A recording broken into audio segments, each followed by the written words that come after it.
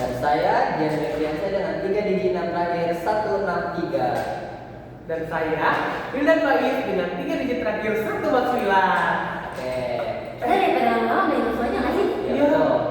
Kak, aku mau nanya dong. Emang kepercayaan kawan itu apa aja sih? Setahu aku ya, setahu aku kepercayaan kawan tuh kayak pangan tuh kita makan. Nasi dong. Iya, nasi ya. Beneran. Itu nggak tahu emang ada arti lainnya gitu. Oh iya, faktor-faktor apa aja ya? Apa tujuannya sih adanya persediaan pangan itu? Iya, aku Apa juga- kita akan salah? Coba dong jelasin Aku kawan. masih bingung nih kawan. Iya betul, kita masih awam ya. Iya. Jadi, ketersediaan pangan itu adalah ketersediaan pangan secara fisik di suatu wilayah dari segala sumber, baik itu produksi pangan domestik, perdagangan pangan, dan bantuan pangan. Ketersediaan pangan ditentukan oleh produksi pangan di wilayah tersebut. Perdagangan pangan juga bisa melalui mekanisme pasar di wilayah tersebut, stok yang dimiliki oleh pedagang dan cadangan pemerintah, dan bantuan pangan dari pemerintah atau organisasi lainnya. Gitu. Oh, gitu. Jadi maksudnya ketersediaan pangan tuh bukan hanya disediakan oleh pemerintah. Oh maksudnya ya seperti yang sehari-hari kita gitu. Itu juga termasuk kita ya? Aku baru tahu. Iya. Aku tahunya nasi doang, ada sayur nasi. Iya, aku Ada baru dua. Ada tahu. dong, bisa sayuran, buah-buahan, dan pangan lainnya. Oh, lalu ketersediaan pangan itu dicakup seberapa luas sih? Ketersediaan pangan itu juga telah menjadi isu internasional dan menjadi komitmen seluruh dunia untuk menanganinya. Indonesia juga sebagai salah satu negara yang berkomitmen dalam pembangunan ketahanan pangan dan telah melakukan pemetaan kerawanan pangan tingkat kabupaten dan food security and vulnerability atlas yang disingkat jadi FSVA.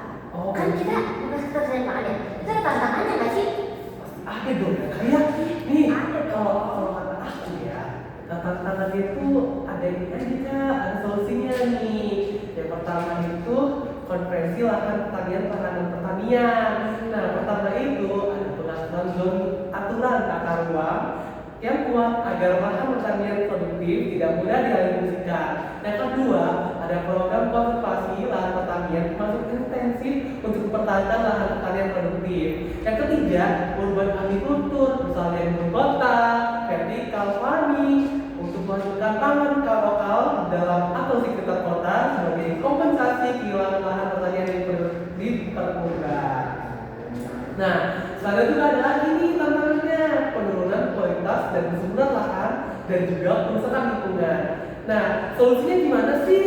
Nah, solusinya yang pertama itu ada praktik pertanian berkelanjutan seperti pemulihan tanah atau soil rehabilitation, penggunaan pupuk organik, rotasi tanaman, sistem agroforestry, dan yang kedua itu ada pengendalian erosi dan degradasi tanah melalui konservasi hulu, reboisasi, penggunaan pohon penahan di tepi sungai dan lain-lain. Yang ketiga itu ada pemantauan dan perbaikan mikroklimat, misalnya red house untuk tanaman hortikultura.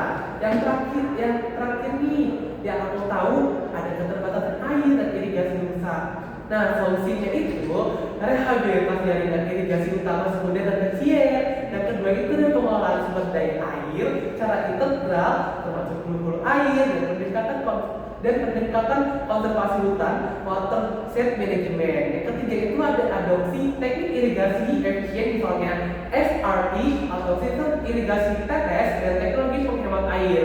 Yang terakhir nih, solusi untuk keterbatasan air dan irigasi rusak yaitu pemantauan dan pemeliharaan secara berkala, infrastruktur irigasi menggunakan digital atau inovasi pengelolaan dan irigasi.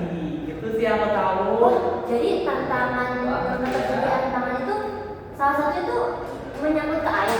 Dikira-kira tuh kalau makan negara air pertama Enggak dong Kak, karena kan kemudian kamu tuh emang kan kalau misalnya kita menanam suatu tumbuhan pasti kan kita butuh air juga ya Kak ya. Kalau misalnya nggak ada air kita kayak gimana? Ya yang ada ya tanamannya kan mati semua ya. Nah, ya aku tahu juga ada lagi. Aku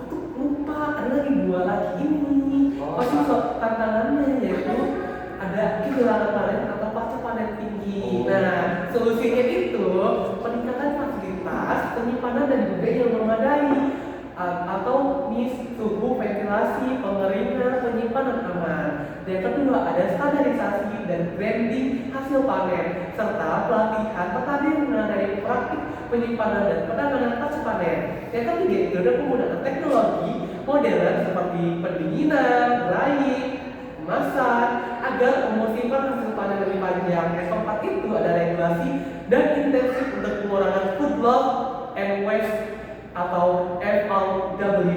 Nah, yang terakhir nih tantangannya ada perubahan iklim. Solusinya gimana sih? Nah, solusinya ini adalah pengembangan varietas tanaman tahan kekeringan, hama, serta variasi cuaca ekstrim. Yang kedua itu ada adaptasi pertanian seperti agroforestry, intercropping, budidaya terpadu, diversifikasi tanaman. Yang ketiga itu ada peningkatan riset dan inovasi teknologi pertanian seperti precision farming, smart farming, dan penggunaan IoT dan data cuaca prediksi dan respon cepat.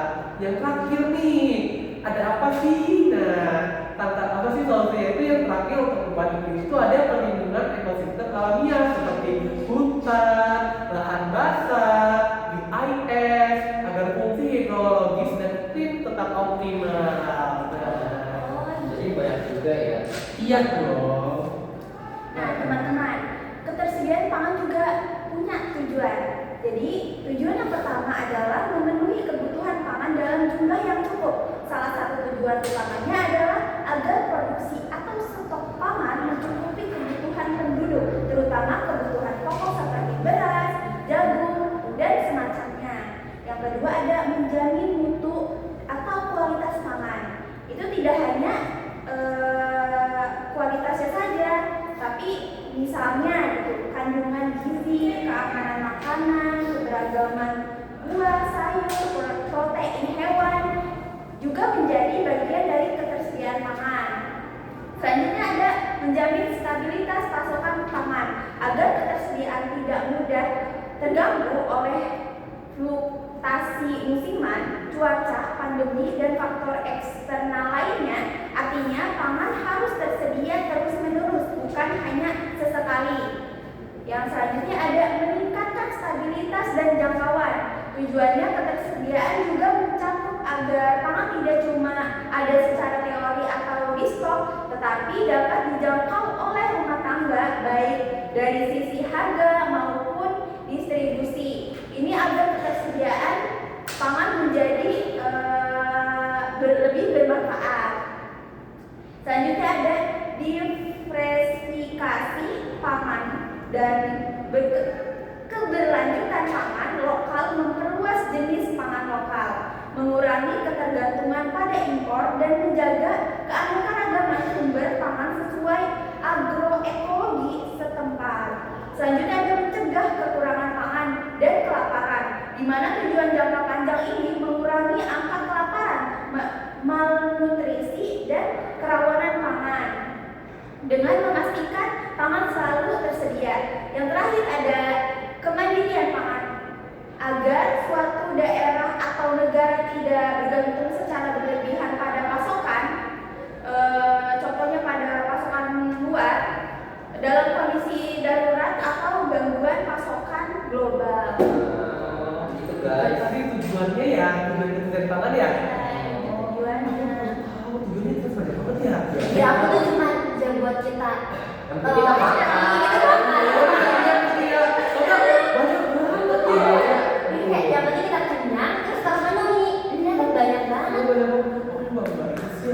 Tadi juga ada yang ngebahas ini sih, katanya ada menjamin stabilitas pasokan pangan. Ternyata pangan itu stabil aja ya, karena kita tiap hari makan aja. Ternyata enggak ya. Ternyata kita juga kalau misalkan tidak ketersediaan pangan tidak terpenuhi, kita jadi kelaparan dan kekurangan gizi. Oh, gitu. Untungnya kita ini apa sih pangan kita bagus ya. Iya. Kita harus bersyukur. Iya. Nah, kan tadi sudah disampaikan ya dari solusi, tantangan, terus materi, tujuannya dari ketersediaan pangan. Nah, kan pasti ada contohnya ya. Nah di sini contoh kasus yang ketersediaan pangan ya. Ya aku juga nggak tahu contohnya apa sih. Iya, contohnya cuma kita pelan-pelan doang gitu loh. Iya. Emang ada contoh yang lebihnya? Ada loh. Baru tahu guys.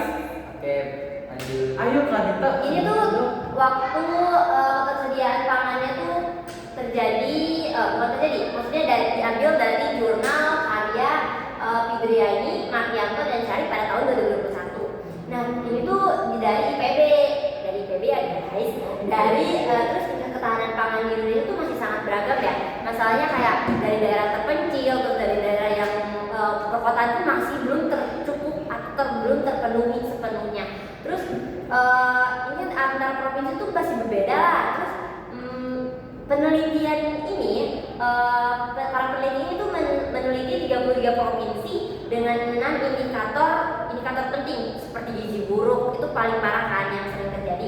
Gizi buruk, terus wasting, terus kematian balita itu paling banyak kan, sama juga ya kan. Terus berat badan yang saat itu rendah. Terus dan kekurangan energi kronis pada ibu hamil. Kan ibu hamil penting banget ya terkait pangan itu. Lihat itu mantap banget. Di mana hasilnya tidak ada provinsi yang benar-benar stabil terhadap energi pangan, terhadap pangan ini gitu loh. Provinsi dengan skor tertinggi itu ada di Bali guys, 73,2%. Gede banget nggak? Jadi banget ya. Iya, kira Bali. Ini kan sini kayak kecil. Terus ada juga di Jakarta itu 70,24%. Terus ada juga DKI Jakarta 66,98%. Padahal DKI itu ibu kota, itu bisa ya? Itu kota gede gak sih? Iya. Kan masuk kota besar ya.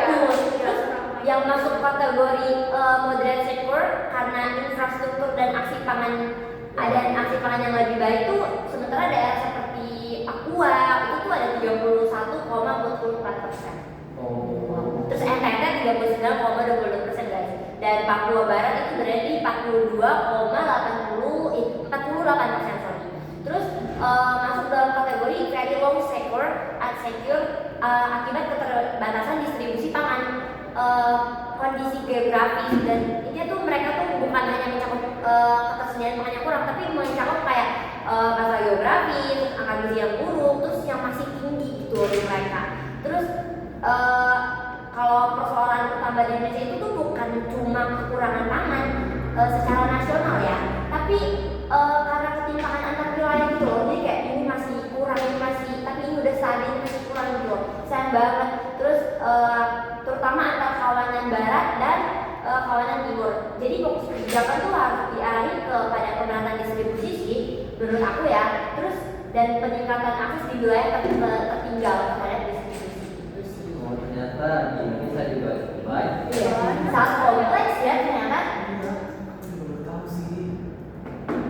Saya juga mau banding ini, kan nggak pasti cuma di negara kita doang guys. Iya sih betul. Iya, ada Ada di negara lain Itu juga. pasti ada. Di negara itu negara udah maju, terpenuhi ketersediaannya. Enggak, nih saya mau bandingin dengan negara-negara yang mungkin kalian tahu ya.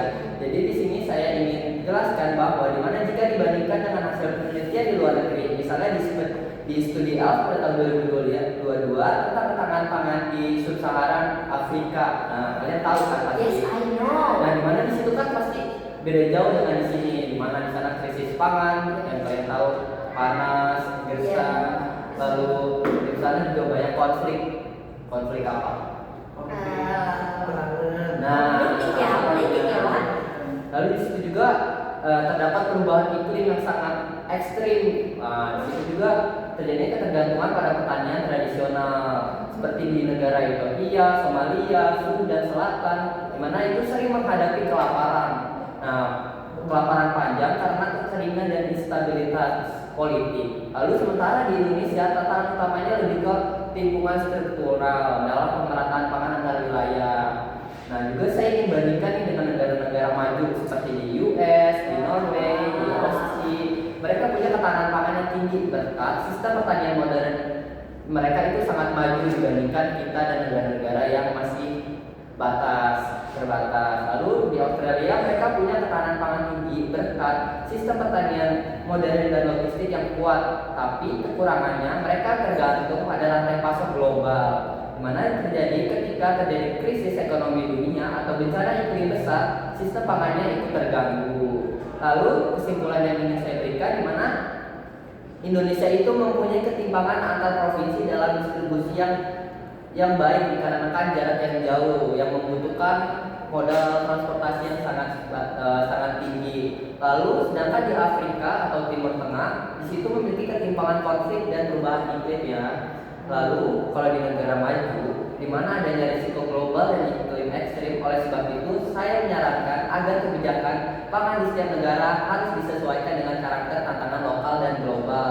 Nah di situ saya berharap pangan dan rekan-rekan saya berharap pangan pengolahan dan pemberian pangan di daerah-daerah yang sulit dikondisikan maupun iklimnya maupun sumber daya yang kurang mumpuni dapat diselesaikan dan dapat lancar tanpa kendala dalam mendistribusikan ke beberapa daerah, negara, provinsi maupun desa terpencil. Oh, gitu.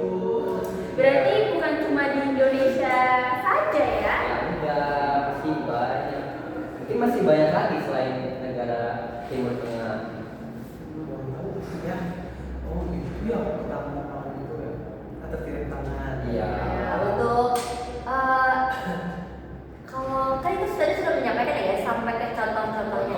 Nah untuk kesimpulan itu Gimana sih Iya, kesimpulan gimana ya? dari perbincangan kita kali ini? Mungkin bisa disimpulkan oleh rekan saya Awa.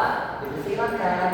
Jadi kesimpulannya itu dari pembahasan ketersediaan pangan ini bahwa upaya pemenuhan kebutuhan pangan ini menjadi hal yang sangat penting teman-teman dalam menjaga stabilitas dan ketahanan pangan nasional.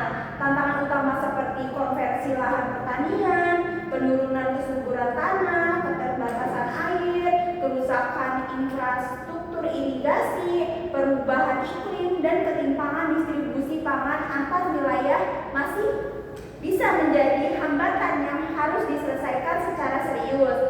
Berbagai solusi yang telah diusulkan dalam jurnal seperti penguatan regulasi tata ruang, penerapan teknologi pertanian modern, konservasi sumber daya alam, peningkatan kelembapan pertanian, serta perbaikan sistem distribusi dan karakteristiknya. Tantangan berbeda sehingga kebijakan pangan itu harus disesuaikan dan konteks lokalnya dan dukungan kebijakan global juga agar ketersediaan pangan ini dapat merata, berkelanjutan dan mampu memenuhi kebutuhan generasi sekarang maupun yang akan mendatang, teman-teman. Oh, itu kesimpulannya. Oh iya, aku jadi tahu ya. Banyak banget. kebiasaan kita bahas satu dari mau solusi tantangan tujuan dari ketersediaan pangan. Iya, aku juga kiranya itu ya. Oh ya tantangan doang, solusinya. Ya ada juga ya. Dikira tantangan ketersediaan pangan tuh cuman kayak kekeringan gitu loh. Tapi banyak ya. Iya, sumpah aku juga belum tahu. Hai kalian juga baru tahu ya guys ya.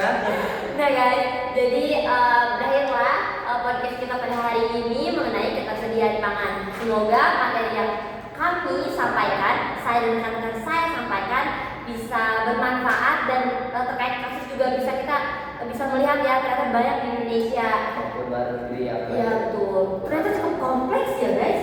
Iya. Sekian dari kelompok 7. Kurang